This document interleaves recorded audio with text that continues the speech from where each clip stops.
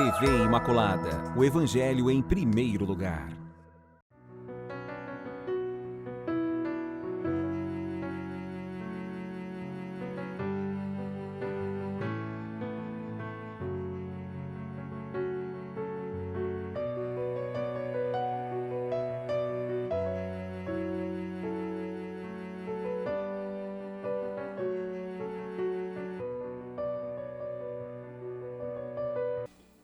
Olá, com a paz no coração e com uma saudação muito afetuosa, carinhosa aqui do programa Respostas. Estamos de volta pelo programa Respostas aqui pela TV Imaculada, essa TV que evangeliza, essa TV que informa, essa TV que traz esperança, sim, porque o Evangelho é uma luz que nos anima na nossa caminhada e essa luz também joga sua luz sobre todas as questões, os grandes problemas, as grandes realidades que marcam também o tempo presente. Sobre a luz do Evangelho é que nós queremos então abordar, responder, refletir sobre as grandes questões que angustiam-nos nestes últimos tempos. Então, muito obrigado pela sua presença, pela sua participação.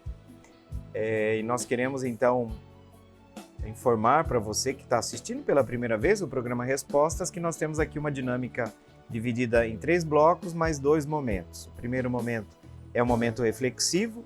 No primeiro bloco, esse momento de reflexão parte sempre de uma temática atual, à luz da reflexão da Igreja sobre esta mesma temática. Então, nós procuramos orientar, a nossa reflexão é orientada pela posição eclesial sobre esse tema. Depois, no segundo e terceiro bloco, nós trabalhamos a reflexão naquela tentativa de responder às perguntas que vocês nos enviam, tendo em conta a complexidade dos contextos, buscando um diálogo e buscando também uma contínua interação e buscando também o diálogo na verdade, né? O diálogo na verdade e na caridade. Esses 2 elementos são importantes para os cristãos. Muito bem, vamos agora então para o trabalho de reflexão do primeiro bloco e quero também passar para vocês agora a informação sobre o nosso número de telefone.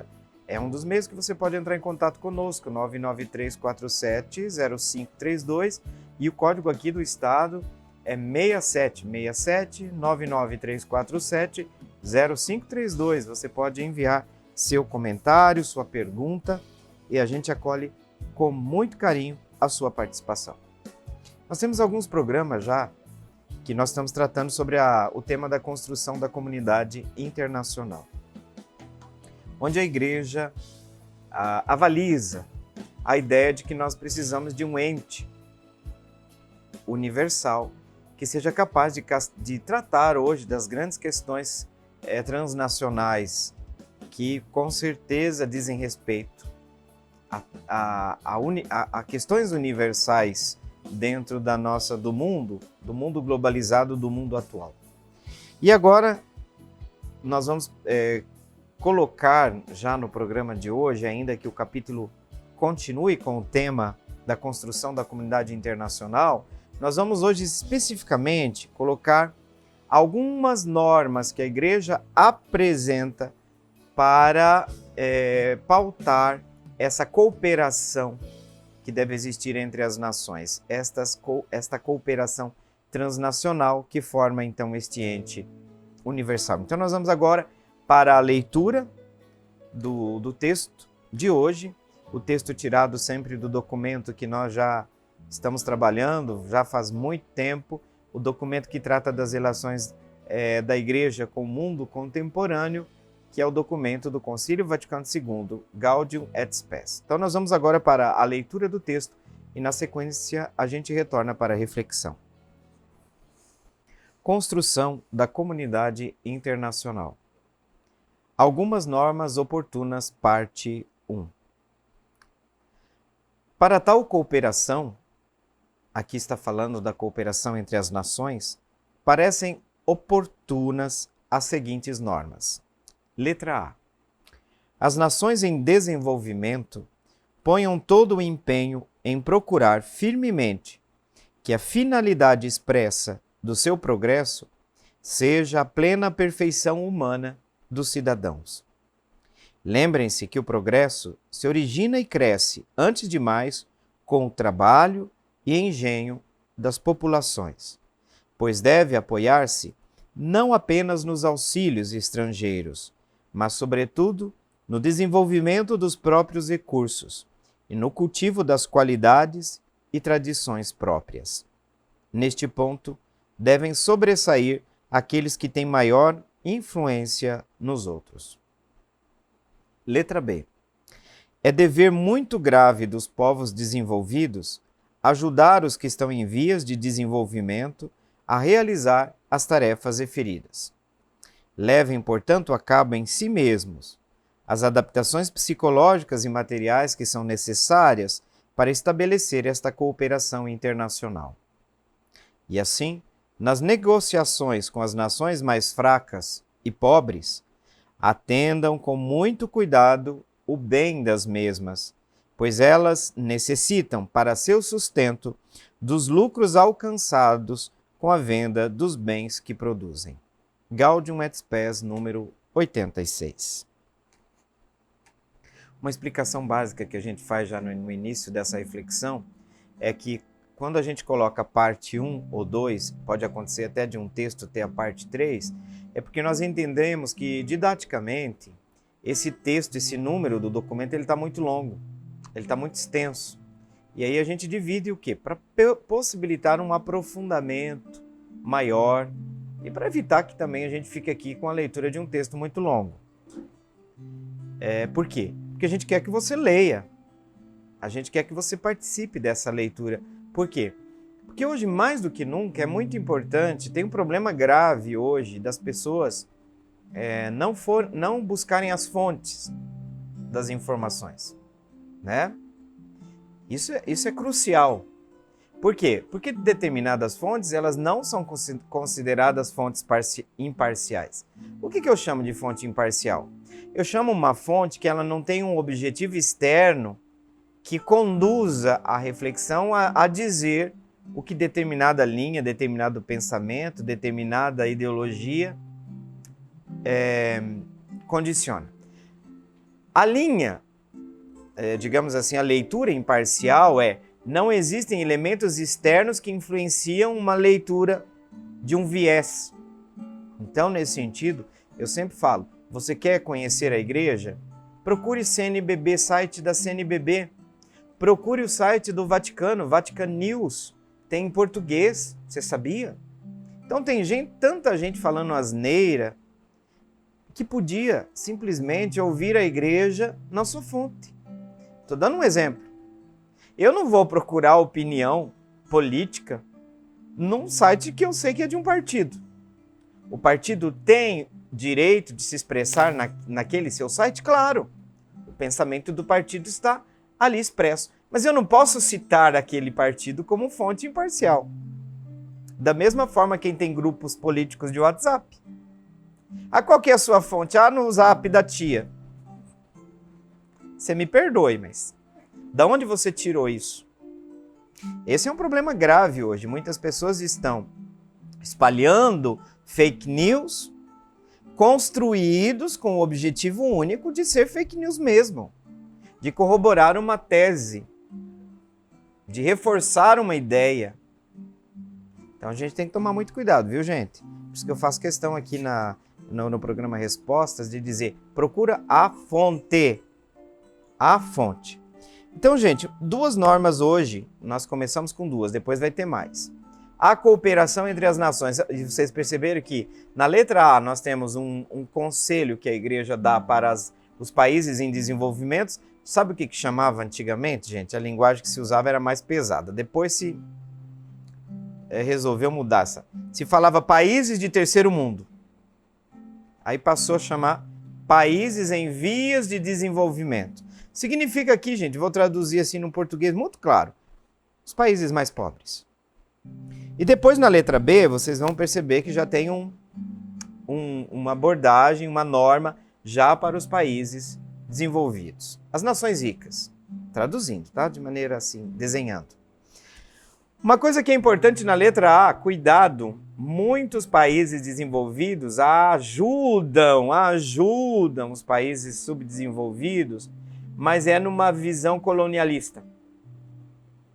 Nós tivemos uma fase de evangelização colonial. Essa visão está impregnada ainda na mente de muitas nações ricas, que exploraram, que foi uma colonização de exploração. Foi o que aconteceu com aqui, foi o que aconteceu com a África. Onde essas nações foram, na verdade, saqueadas. Tá? Tem gente que quer fazer assim um doce, né? Adocicar. A ideia é isso. A África foi saqueada pelos impérios europeus. Quer apagar isso da história? Não vai apagar. Você não vai apagar. Por quê? Porque todo mundo hoje quer encontrar a sua ideologia, e a sua ideologia é a resposta para todos os problemas. Mas essa resposta tem uma falha gravíssima, nega a história. O negacionismo hoje é uma praga. Todas as ideologias políticas extremistas se utilizam do negacionismo. Então essa visão colonial é uma visão que retira a dignidade destes povos. E vocês percebem que na letra A, atenção, qualquer conceito, primeira coisa que se trabalha na letra A é o conceito de progresso. O progresso tem que ter uma visão integral da pessoa humana. Se tem uma coisa que é verdadeiro progresso, é progresso para todo mundo. Não é progresso de uns. Porque como acontece hoje, inclusive no próprio Brasil, é assim, os lucros são privados, as consequências são públicas. Palhaçada, né? Vocês viram o último relatório que saiu sobre as extensões de terras na Amazônia destruídas pelos chamados... pessoal ali que tira minério, como chama, gente? Os garimpeiros, garimpos ilegais. Obrigado, a nossa direção está aqui atenta, né?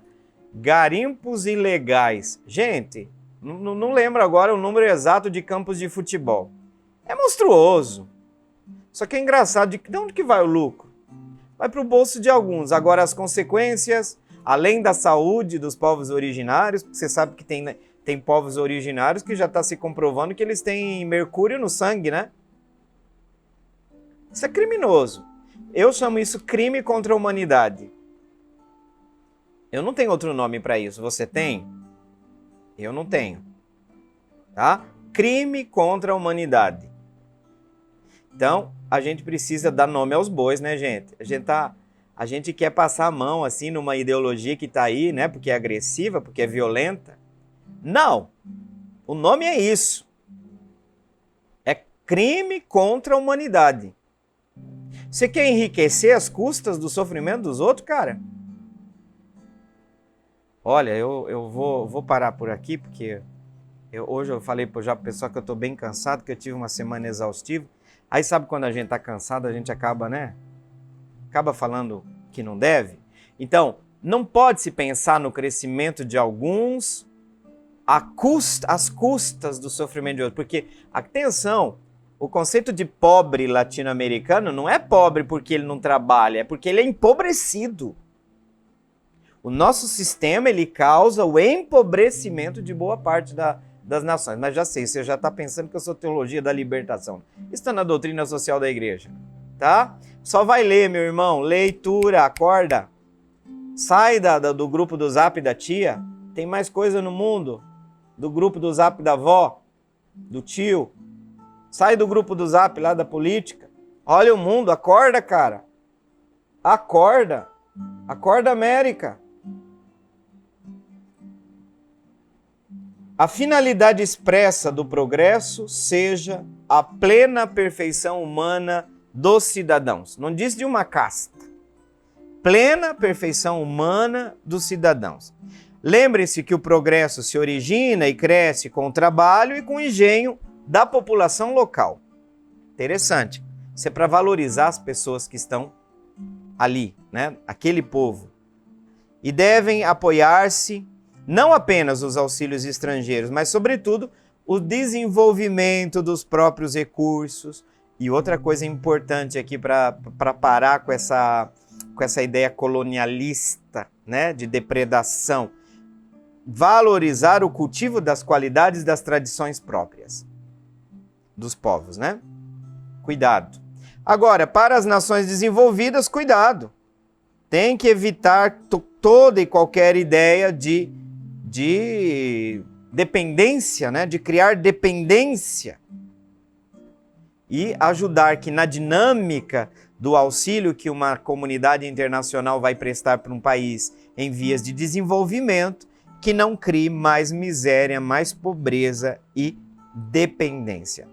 Eu falo que boa parte dos problemas que a África enfrenta são originados de uma ideia colonialista, escravagista, né? Do mundo europeu, do mundo ocidental, que se dizia cristão, né? Tá bom. É para inglês ver mesmo, né? Vamos rir para não chorar, né? Então, é preciso pensar a cooperação não como dominação. Não dá? Mas é o que tem na cabeça de muita gente, né? Nós trouxemos a civilização. Mas que conceito você tem de civilização? Civilização é ter carro e ter celular? Não. A civilização não se dá pelas coisas que a gente tem, é por aquilo que nós somos. Por isso que a centralidade da pessoa humana vem antes do econômico. E o econômico tem que servir o ser humano, né? O sábado foi feito para o homem, não o contrário. Essa inversão que o mundano nos impregnou na cabeça precisa ser vencida pelo Evangelho. Tá certo, gente? Então tem normas aí para essa colaboração, essa ação mútua de cooperação internacional. E não vai pensando que essa ajuda é para cobrar o sangue dos povos ajudados, não. Não. Tá? Tem que ajudar no desenvolvimento local a partir da valorização dos povos nativos, tá certo? Dos povos originários, dos povos locais. Vamos para o nosso intervalo e voltamos na sequência. Até daqui a pouco.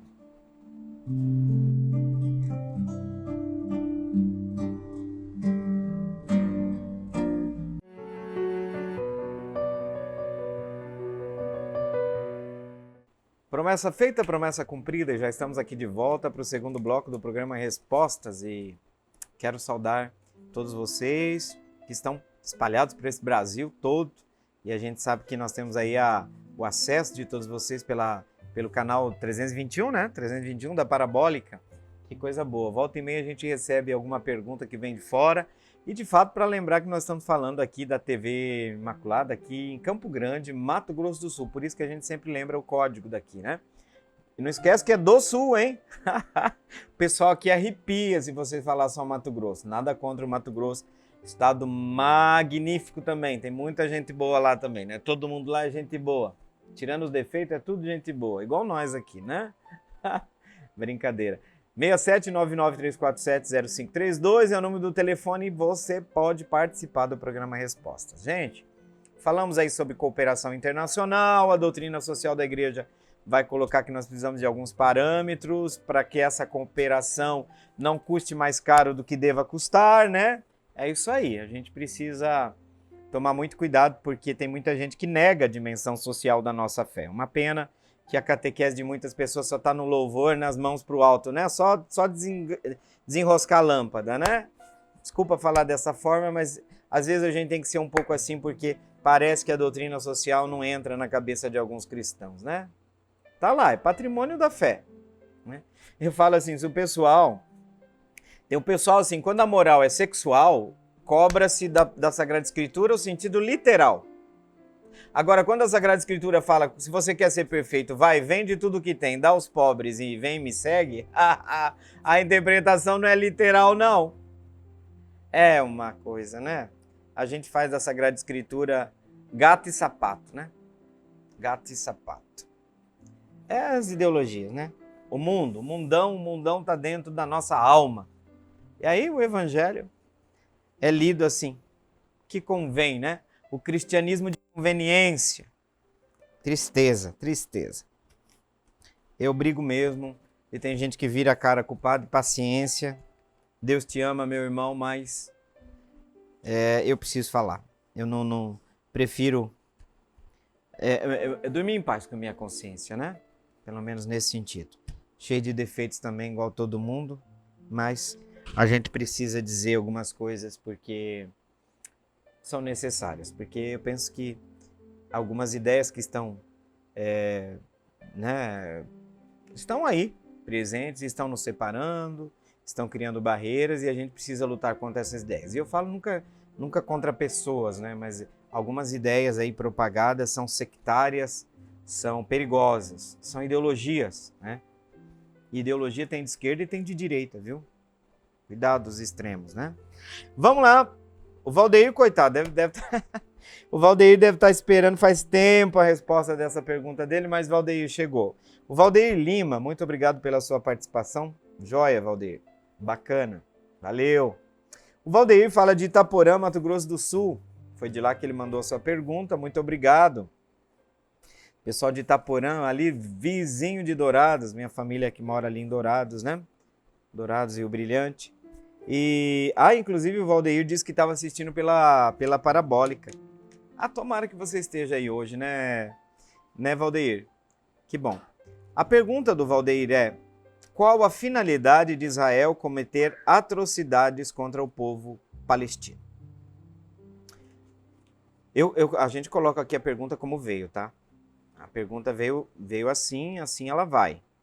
A gente vende o peixe que comprou. Claro, nós precisamos agora fazer alguns esclarecimentos, porque dentro do Brasil, as linhas político-ideológicas trouxeram a temática para o campo das polarizações, dos extremismos. E aí a desinformação está rolando solto, porque daí a ideia que se tem é que um lado tomou a defesa de Israel, outro lado tomou a defesa da Palestina. E nessas brigas, essas narrativas elas têm como objetivo não é passar a verdade para você, é defender a visão de mundo que eles têm. Então, numa certa visão de mundo, a defesa de Israel é feita de maneira a olhar só o lado de Israel. E ainda, com uma grande inverdade, dizendo que Israel é cristã. Israel não é cristão. Quanto por cento de Israel tem cristão? Eu já sabia disso, mas eu preciso me certificar aqui no programa Respostas, né? Olha só, Israel. Essa é uma das mentiras que está. Atualmente a população cristã nos territórios, né, ali de Israel, chegam a 2%. 2%. A grande maioria dos israelenses, dos hebreus, né, vamos assim dizer, dos judeus, são judeus. O judaísmo é uma religião. É uma religião que não reconhece Cristo como Messias. Não reconhece Cristo como Filho de Deus. Não reconhece Jesus como Cristo. Então, essa desinformação precisa ser dita, que Israel não é cristã, né? E para dizer que Israel foi gravemente atacado, aí onde começou... Não, esse conflito tem mais de 70 anos, mas eu digo essa última guerra agora, a última fase. Gravemente atacada por um grupo que seja dito com todas as letras, um grupo terrorista. E contra o terrorismo, gente, não tem argumento. Você não tem como defender terrorismo, porque foi uma atrocidade desumana. Desumana. Inteiras famílias que estavam assistindo televisão, Aí vem os jogos das imagens. É óbvio que se você pegar e começar a mandar no meu WhatsApp só foto de um lado, né? O que é só foto de um lado? Se eu quero criar em você ódio por alguém, eu faço o seguinte: eu tenho que jogar com dois mecanismos, o vitimismo e o ódio de alguém. Então eu tenho que ter o lado bom e o lado ruim. Mas eu radicalizo tanto isso que eu vou só ver um lado das coisas. Que não é uma mentira que Hamas é um grupo terrorista e, como tal, tem que ser resolvida essa questão palestina. Por quê? Porque um grupo terrorista vai fazer terrorismo. E terrorismo é inadmissível de todos os pontos de vista. Não tem justificativa, gente. Não tem justificativa. O que foi feito é invasão de um Estado, é invasão da vida das pessoas, brasileiros foram mortos, levados como reféns. Então, assim, agora já vem uma outra coisa que é preciso ser dito. Segundo passo, Hamas é uma coisa, Palestina, o povo palestino é uma outra. Certo, mas o povo palestino apoia o Hamas. Gente, imagina todo dia você ter gente passando com metralhadora na frente da sua casa. Gente, eu vou apoiar, eu sou torcida, seu candidato Você quer que eu faça incenso para ele? Gente, pobreza, onde tem pobreza, os radicalismos são muito mais fáceis de desenvolver. Hamas é um grupo que dirige a Palestina e, infelizmente, é verdade, eles assumiram o governo. Assumiram o governo. Então, nós temos que cuidar para não confundir Palestina com Hamas. O povo palestino é uma nação. É uma nação, gente. Então, aí o que acontece? Israel, por sua vez, tem direito de se defender? Legítima defesa? Tem. E, de fato, a ofensiva de Israel, inicialmente, ninguém foi lá e falou: nossa, que absurdo você se defender. Porque é um direito. É um direito de Israel se defender. Agora, a legítima defesa tem alguns critérios. E não demorou muito tempo para perceber que os critérios não foram considerados desde o início. Qual que é o critério? Um dos critérios é o critério da proporcionalidade. Eu retorno com uma força similar, uma força proporcional para eu conseguir me defender. Isso significa o quê? Que a gente entende que não dá para chegar a fazer legítima defesa sem o uso de uma força proporcional. Para quê? Com o objetivo principal não é de matar. A força é usada para parar o agressor. Parar o agressor. Evitar a agressão. Isso por quê? Porque Israel tem direito de defender seu povo. Israel tem todo o direito de defender seu povo. Mas o que começou a acontecer? Começou a acontecer que a desumanidade do Hamas começou a ser combatida com a desumanidade de Israel. Para mim, não tenho justificativa a morte de crianças. Vocês me perdoem. Nem de Israel, porque não tem. O israelita não é mais ou menos pessoa que o palestino. O palestino não é mais ou menos pessoa que o israelita. Amo Israel. Amo a Palestina. Então não me importam os discursos ideológicos e as narrativas que estão sendo criadas para demonizar um e... Então eu vou dizer o seguinte: atos desumanos, inadmissíveis de Hamas. Tanto que toda pessoa que tem bom senso hoje sabe que não tem caminho para a paz sem o caminho da criação de dois estados. Israel já é um estado reconhecido, a Palestina é também um estado, mas Israel não aceita muito. E aí tem grupos radicais, também em Israel. Não é só os palestinos que têm grupo, tem uma extrema-direita também dentro de Israel. E que defende a seguinte tese: os palestinos têm que... tchau, tem que sumir da terra. Tá? Esses grupos têm muita força dentro do atual governo de Israel. E vou dizer uma coisa, tem muita força, mas não é uma concepção generalizada dentro de Israel. Não sei se vocês têm assistido ultimamente, porque eu assisto em 2, 3 canais abertos, que o grupo do Zap da Tia para mim não tem vez, para ver se é verdade uma notícia, né? Então tem manifestações contra o governo de Israel ultimamente, e dizendo assim: vocês estão exagerando. Não preciso nem ir muito longe para os Estados Unidos dizer, né, o presidente dos Estados Unidos dizer, que é o primeiro grande apoiador, dizer: olha, nós temos que parar com essa carnificina. Então, em muitos momentos, não dá mais para chamar só de legítima defesa a reação de Israel. Não dá. É muita criança morta, gente. A mãe. Você solta um míssil no hospital. Aí vem as narrativas. Mas ali embaixo tinha um túnel. Cara, tem um túnel, mas tem vidas ali. São crianças. Tem gente morrendo de fome. Cara, você não deixa chegar ajuda humanitária? Para mim, fale o que você quiser. Não tem justificativa. Ajuda humanitária tem um acordo internacional. Cara, quando tem uma guerra, tem uma ética. Você sabe que até na guerra tem uma ética? Por exemplo, tem cara ferido. Por que a Cruz Vermelha trabalha na guerra? Você pode, uma bala perdida, por isso que esse pessoal é valorizado, você pode morrer. Mas você não ataca um soldado ferido e você não ataca um membro do grupo da Cruz Vermelha, porque há um acordo.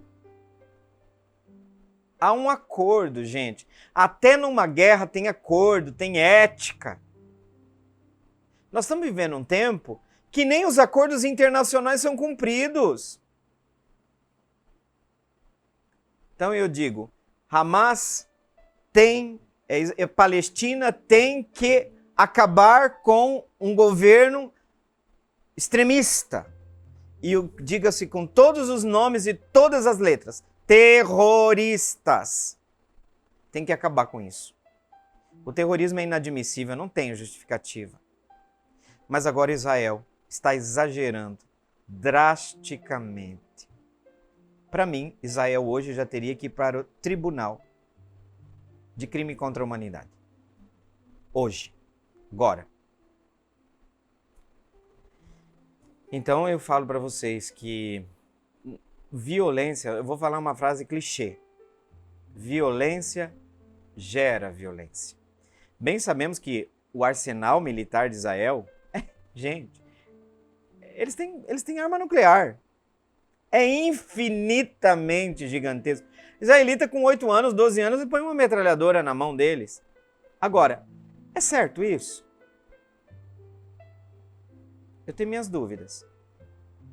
Então eu entendo também que, claro, tem que se defender, meu Deus do céu. É uma situação muito conflitiva, então para mim é fácil falar por que o israelita desde pequeno tá com uma arma. Mas eu queria paz. Eu queria paz para esse povo. Paz para Israel, paz para a Palestina.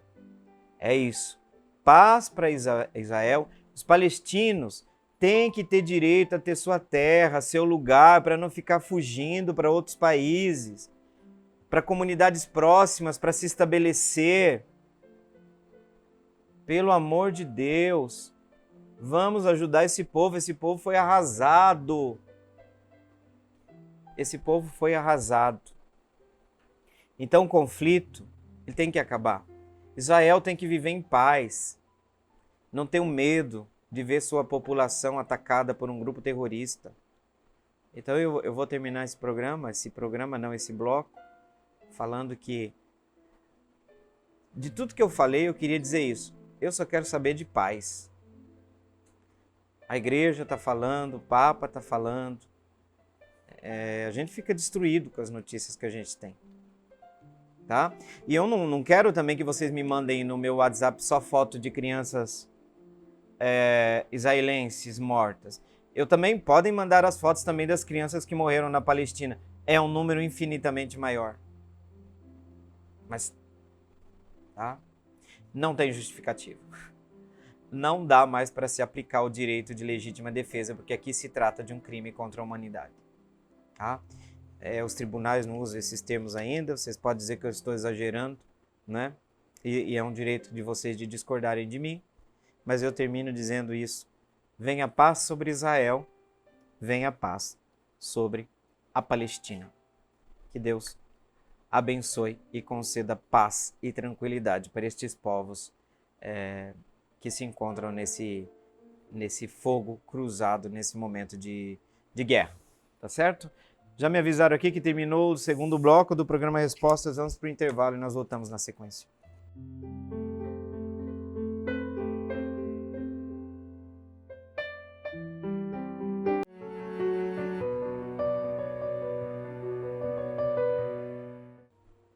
De volta para o terceiro e último bloco do programa Respostas. Você que está conosco aí desde o início, seja muito bem-vindo, muito bem-vinda, mais uma vez, né? Agora terminando o programa. E se você chegou agora também, sinta-se em casa. E nós vamos agora para essa etapa final do nosso programa com uma pergunta mais de ordem bíblico-teológica, vamos assim dizer. Mas é um tema, uma pergunta muito apropriada para esse tempo que nós estamos nos aproximando da Semana Santa. É uma pergunta da Lucilene Cardoso, de Brasilândia, Mato Grosso do Sul. Lucilene, eu estive em Brasilândia para a ordenação do diácono Vitor, hoje padre Vitor. Conheci essa cidade. Por sinal, fiquei encantado, muito bem organizada, muito bonita a cidade. Que graça. Brasilândia. Eu achava que era mais perto de Campo Grande. Confesso. É grande esse Mato Grosso do Sul, né, gente? Olha aí. Lucilene, obrigado pela sua participação. A pergunta da Lucilene é a seguinte. Padre, pode explicar sobre a fala de Jesus na hora da morte? Meu Deus, por que me abandonastes? Ecoa na nossa mente, num dos momentos mais fortes, talvez, da liturgia da palavra, que é o momento da Sexta-feira Santa, onde ecoa na nossa mente essa famosa fala de Jesus na cruz. Meu Deus, por que me abandonastes? E é interessante que os salmistas hoje nas comunidades têm tentado cantar este salmo, e normalmente é uma melodia intensa, que leva-nos a olhar para Cristo, mas olhar também para os dramas atuais da humanidade e encontrar hoje como é que o Cristo está crucificado hoje.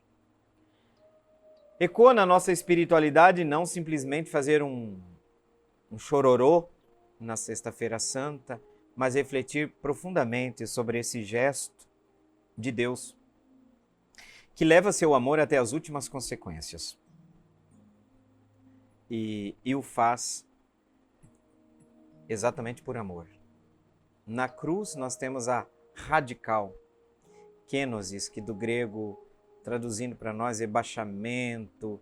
Não tem problema se você, inclusive, traduzir como humilhação de Deus. O fracasso que se torna sinal da potência, do poder, da grandeza, do amor sem medidas de Deus. Então, ir até as últimas consequências significa que na cruz, a kenosis já iniciada com o rebaixamento de Deus para se encarnar, porque é um Deus que se encarna, não deixou de ser Deus, mas suas prerrogativas divinas não, em nenhum momento, diminuem sua humanidade. Então, esses dois elementos estão profundamente implicados, natureza humana, natureza divina, mas esta natureza humana permanece sempre intacta, ela não vem diminuída pela natureza divina do Verbo de Deus, que é Deus e que é homem. Verdadeiro Deus e verdadeiro homem. Esse grito de Jesus na cruz, porque é um grito, é um momento derradeiro em que Jesus cita um salmo. Lucilene, se você pega o salmo, meu Deus, por que me abandonastes, é exatamente isso. Ali na boca de Jesus, retoma-se um salmo do Antigo Testamento. Do que trata esse salmo? Claro, trata-se do grito, o salmista exprime o grito de alguém que, sofrendo, se coloca nas mãos de Deus, mas veja que esse salmo termina com um ato de confiança em Deus. Então, na lógica deste salmo, nós não podemos pensar só a frase isolada do contexto do salmo onde ela é citada. Então, se faz um caminho, o salmista. O salmo faz um caminho. E esse refrão cantado, refletido, repetido pelas nossas comunidades, dá voz também ao nosso grito. Quantas vezes na sua vida você já já não pensou nessa frase de Jesus na cruz? Meu Deus, por que me abandonastes? Fizemos já na nossa vida, você já fez na sua vida a experiência do abandono? É uma sensação de abandono diante do quê? Diante da força e da potência do sofrimento. Então é um grito profundamente humano. Eu penso que esse meu Deus, por que me abandonastes? Traz para nós o realismo da dor. E não dá para pensar que o fato de que Jesus ser Deus diminua na sua natureza humana o seu sofrimento. Porque a gente tem que tomar cuidado, Lucilene, com uma frase que às vezes a Dona Maria disse bem inocentemente, mas que traz um erro perigoso para a nossa fé. Você fala assim para a Dona Maria que está lá sofrendo com uma dor, com uma doença. Você fala para a pessoa, olha, nem com essa dor você está separado de Cristo. Porque você agora, nesse momento da sua vida, você está se configurando ao sofrimento de Cristo e você, nesse momento, está completando na sua carne as dores. Então, agora você está unido ao Cristo crucificado. A dimensão da paixão de Cristo, paixão do ser humano. E às vezes a gente vai receber a seguinte resposta, a segunda reação, mas Padre, ele era Deus. Qual que é o problema dessa resposta? Eu estou dizendo que, porque Jesus era Deus, sua humanidade sofre aparentemente. Não sofre como nós. Não. Sofre como nós. Sofre em tudo. Viveu a condição humana em tudo, exceto naquilo que podia nos separar de Deus e dele de nós, que é o pecado. Porque o pecado cria uma cisão, né? Cria uma separação. Então nós podemos dizer que esse grito de Jesus na cruz, ele volta e meia aparece na nossa relação com Deus quando uma situação muito desagradável, quando a cruz aparece na nossa vida. Eu acho fantástico que Deus tenha dito em Jesus, meu Deus, por que me abandonaste? Mas aqui, Lucilene, eu vou trazer um outro ponto que a gente não reflete tanto às vezes. Atenção. Há uma comunhão muito íntima entre Jesus e o Pai. E a gente sempre percebe que Jesus vive dessa comunhão íntima. É uma comunhão muito estreita de Jesus com o Pai. Até o ponto de Jesus dizer que o meu alimento, quem que vive sem comer? O meu alimento é fazer a vontade daquele que me enviou. Então você imagina, Jesus não se entende como alguém que está fazendo as coisas da sua cabeça. Ele se entende como alguém que está enviado pelo Pai, cumprindo uma missão do Pai. E Jesus se retirava inúmeras vezes para alimentar esta comunhão. Na cruz, ao abandono do Pai, vejam, o que é dito na cruz é meu Deus, por que me abandonastes? Não é dito meu Pai, por que abandonastes? Por quê? Porque o Pai, que é um com o Filho e o Espírito, também vive a dimensão da paixão. O Pai não sofre externamente a paixão do Filho, mas está profundamente implicado na pássio do Filho. Então não dá para você dizer que o pai vai lá e fala assim, filho, vai lá e sofre. Gente, quantas vezes eu já ouvi de um pai e de uma mãe que tem um filho pequeno que tragédia de um câncer? Padre, por que não em mim? Por que não em mim? Então não dá para pensar que Deus é um pai que manda seu filho para sofrer e fica lá, como se fosse um sádico. Isso é doença. Isso é um desamor Não. O pai sofre com o filho a dimensão da paixão. Porque Jesus não diz, meu pai, por que me abandonaste? Jesus diz, meu Deus, por que me abandonaste? Por quê? Um dos dramas que Jesus vive na cruz é com a morte vivenciada como dimensão trágica mais profunda na sua dimensão teológica, que é separação de Deus. E o que significa para Jesus separar-se de Deus? Deixar de existir. Então é um drama existencial, porque não dá para se pensar Jesus sem Deus, porque ele é um da Trindade. Então, Jesus vive a cruz de maneira absolutamente dramática, porque tem um problema teológico também, a separação de Deus.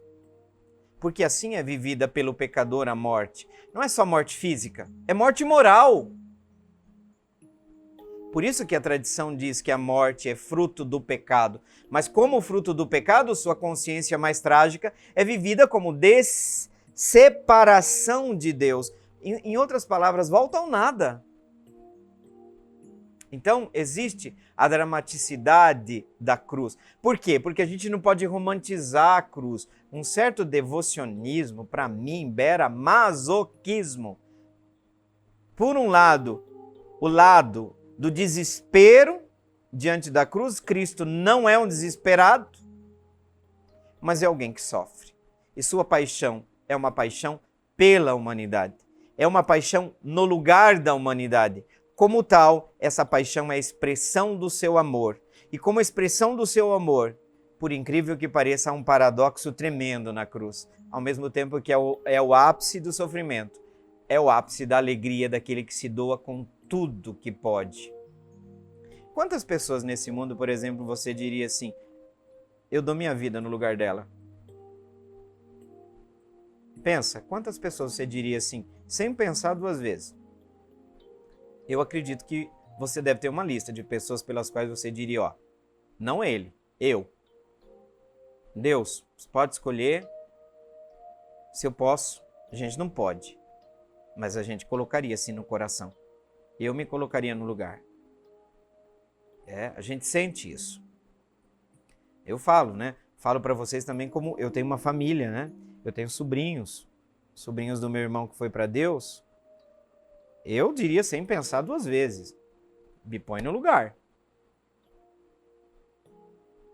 Não pensaria duas vezes para isso. Então, essa dor é consciente. Ela é assumida como gesto de amor e de entrega. Vocês estão querendo minha vida, tá certo? Mas fiquem sabendo vocês que eu teria como evitar minha morte. Eu teria como pedir ao meu pai que enviasse um exército. Mas eu vou dar minha vida. É essa entrega, é esse dom que nos salvou. E aí o que o pai pediu para o filho, Lucilene? Não falou para o filho, sofre. Falou para o filho, filho, vai até as últimas consequências para salvar a humanidade. O filho, tá bom, pai. As últimas consequências é o mistério do Deus que desce ao poço da humanidade, desceu à mansão dos mortos. Ali vivida também como experiência do afastamento de Deus, do anulamento total de si mesmo. Mas exatamente nesse radical fracasso, a radicalidade do amor de Deus aparece com toda sua potência. É de arrepiar, né? É de arrepiar. A cruz permanece, Lucilene, um grande mistério, porque mostra que o amor de Deus não tem limites. Não é um amor abstrato. Então a gente tem que correr de dois riscos. E o meu Deus, por que me abandonastes? Mostra o realismo do sofrimento de Cristo vivido em toda a sua intensidade como Deus e como homem, sem que as duas coisas se confundam, porque as duas naturezas, divina e humana, são distintas, mas não estão separadas na pessoa do Verbo encarnado. Então sofre como Deus e como homem, mas também não dá para a gente cair no masoquismo. Por quê? Porque não é em si, ai meu Deus do céu, vamos lá, tenta entender bem, não é em si o sofrimento em si que salva, mas o dom de Cristo. Porque ele não sofre simplesmente como uma fatalidade, mas como uma entrega. Por isso que é chamado de sacrifício. Porque tem uma dimensão pessoal de vontade. Eu quero porque este gesto é o gesto redentor. Por isso que nossa redenção é expressa nessa radicalidade de entrega de Jesus, de doação, de kenosis total, de kenosis radical. Essa é a resposta de Deus ao problema do mal. E o meu Deus, por que me abandonastes? É a experiência de Jesus, da potência do mal que ele vivencia naquele momento. É a potência total do mal e a resposta da potência total de Deus, que é infinitamente mais potente. Não dá para fazer uma equiparação, senão a gente vai ser maniqueísta aqui. Tá?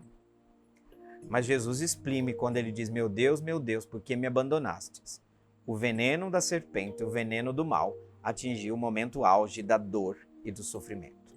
Tá certo? Lucilene, muito obrigado pela sua participação. E nós vamos agora, como de costume, como é tradição no nosso programa, invocar a bênção de Deus para estes dias que nós nos preparamos de fato para vivenciar a Semana Santa, ou a Grande Semana, assim chamada pelos cristãos primitivos. E invocamos a bênção de Deus por intercessão de Maria Imaculada, exatamente para que vivenciemos profundamente esses momentos e que o Senhor nos ajude a estarmos preparados para a sua Páscoa, para celebrarmos esse momento tão bonito da vida cristã. O Senhor esteja convosco, Ele está no meio de nós, e que pela intercessão de Maria Imaculada desça sobre cada um de vocês a bênção de Deus Todo-Poderoso, Pai e Filho e Espírito Santo. Amém. Minha saudação carinhosa, afetuosa, promessa de um reencontro. Salve Maria Imaculada. Até o próximo programa. Tchau, gente!